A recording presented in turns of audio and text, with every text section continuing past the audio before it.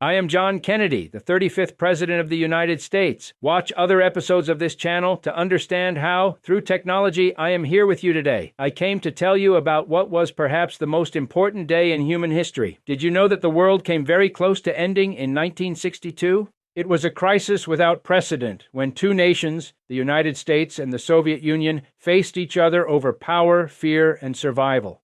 It all began when we discovered that the Soviet Union was installing nuclear missiles in Cuba, only 90 miles from the coast of Florida. The Cold War, which had already divided the planet, suddenly became a real threat of total destruction. Within days, the fate of the world rested in my hands, and in those of Nikita Khrushchev. I remember the tension, the silence in the White House rooms, the decisions that had to be made with a cool head and a burning heart. We ordered a naval blockade around Cuba and demanded that the missiles be removed. Every move, every word could have been taken as an act of war. For 13 days, the entire world held its breath. Millions of people believed that nuclear war was inevitable. I feared that outcome too, but I knew that real power lies not in strength, but in prudence.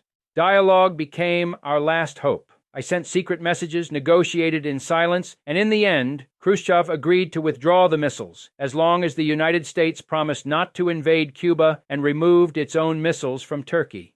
Peace prevailed, but only barely.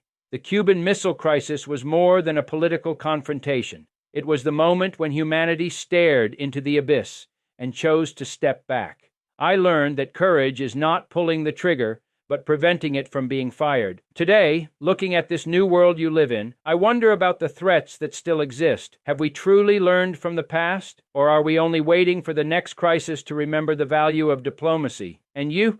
Do you believe that power should be measured by strength or by wisdom? What would you do if the fate of millions rested in your hands?